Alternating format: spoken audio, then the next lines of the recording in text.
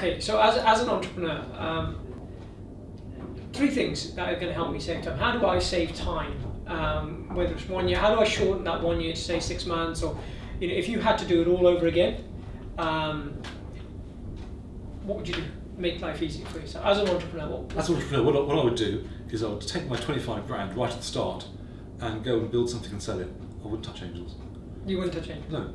The simple reason that the amount of money you spend trying to get money does not really balance what you'll get from it. But then how does an entrepreneur in London build Twitter or the next Facebook? How do we do that? Can we do that? Let me phrase that. Can we do that? Yes, you can. Yes, you can. Okay. You do it one bit at a time. No. You do it with customers. And one thing that's enormously persuasive is customers. Okay.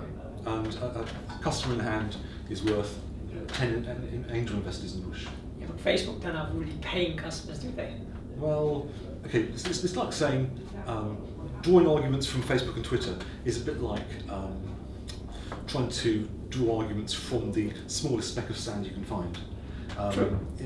They're outliers. They achieve their success in spite of the economics around them, not because of them. So, are you saying we should kind of focus on building the 10 million, 20 million, 30 million type of businesses where we can sell to somebody immediately and earn money? Should I say immediately? No, still. Okay. I think there's no limit on your ambition. There should be definitely a limit on your ambition. Building a tech company is about inventiveness and customer engagement. Okay. On a grand scale. Sure. But you do that not by telling people about it. You do that by engaging with customers. And so the moral of the story is simply, if you can engage with customers early on, you've got a very different dynamic, and you can steer that. One of the best things about Stelios was that he says that it's not about, I can't remember the exact quote, it's not about managing a company, it's about steering a company, putting capital into a thing and steering it. Sure, he started lots of money and a Harvard degree with MBA, but he got his hands dirty and steered the damn thing. Yeah. And that's really what I'm saying. People are too wide into the business school idea that you can design a business on a spreadsheet. You can't.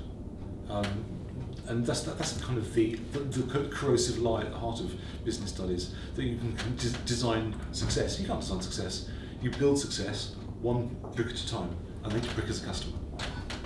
Okay, interesting. I've never heard that quote. Each brick is a customer. I like that. I like that quote. That's one. No, I like that. We'll credit that to Nick. So feel free to copy it, but give him credit. 3 things not to do. So you're saying take the 25,000 and go after customers and not waste your time raising money.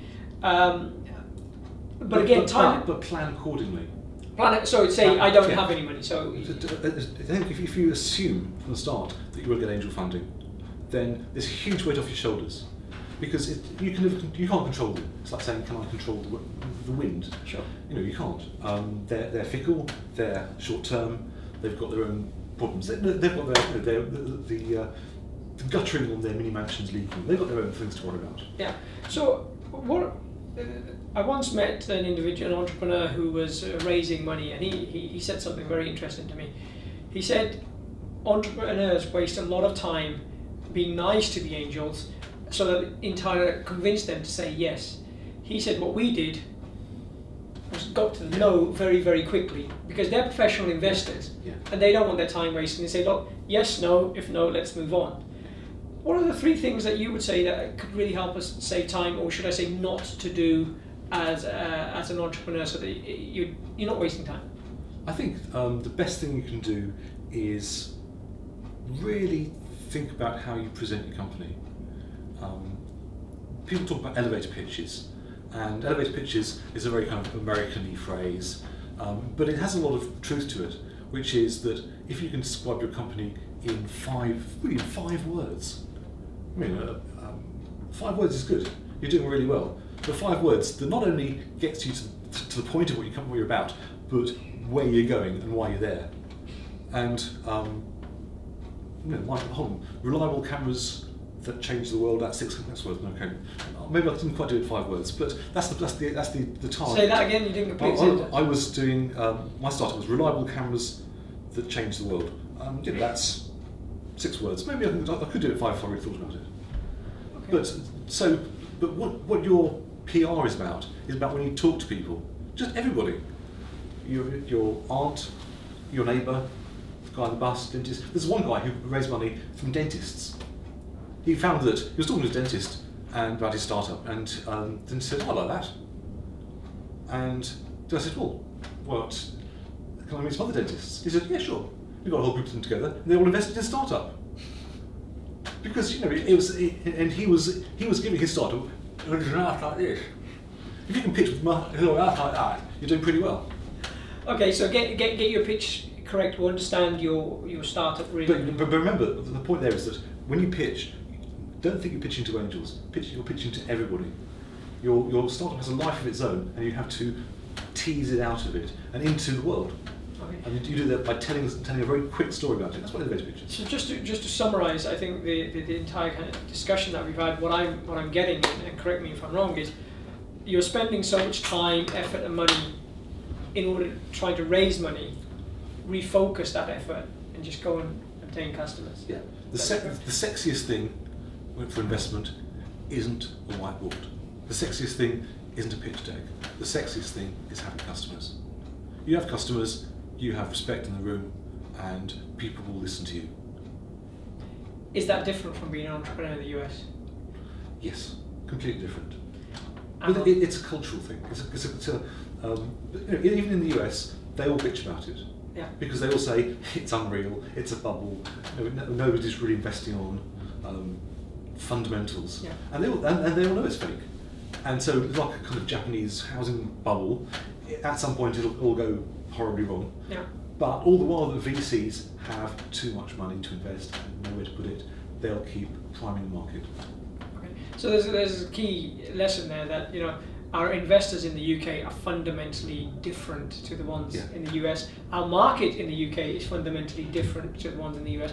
So I think entrepreneurs need to think differently about their business. The core difference in the US is that there is a glut of VC money. If you're a VC, you raise a fund with 20 million, 50 million, 100 million, a billion, whatever.